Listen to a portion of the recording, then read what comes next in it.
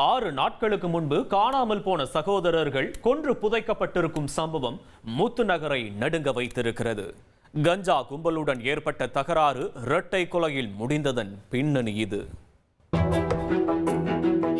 Thoothukudi thermal நகர் கடற்கரையோரம் உள்ள பகுதி அன்று பதற்றத்தின் பிடியில் சிக்கிக் கொண்டிருந்தது. 6 நாட்களுக்கு முன்பு காணாமல் போன நபர் கொன்று புதைக்கப்பட்டிருப்பதாக போலீசாருக்கு தகவல் கிடைத்துள்ளது.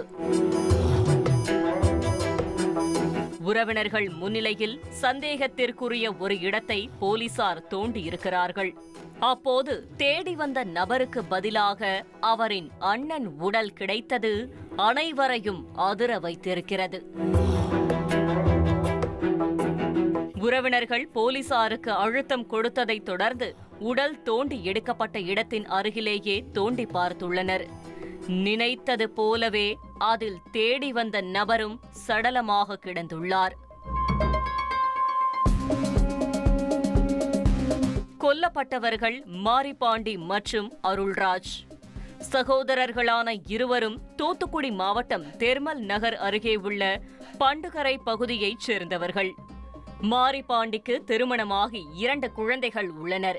சில வருடங்களுக்கு முன்பு நடந்த சாலை விபத்தில் கண் பார்வையை பறிகொடுத்த அருள்ராஜ் திருமணம் செய்து கொள்ளாமல் சிங்கிளாக வாழ்ந்துள்ளார்.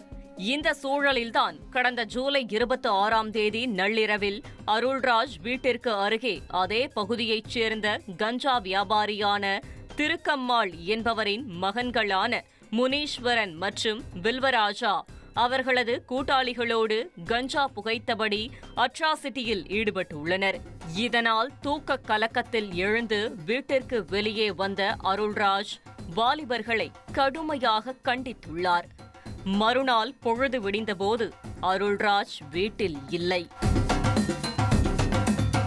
அதோடு கடற்கரையோரம் உள்ள பகுதியில் சந்தேகத்திற்குரிய வகையில் இரத்த துளிகள் கிடப்பதாக அப்பகுதி வழியாக கடலுக்கு சென்றவர்கள் தகவல் கொடுத்துள்ளனர்.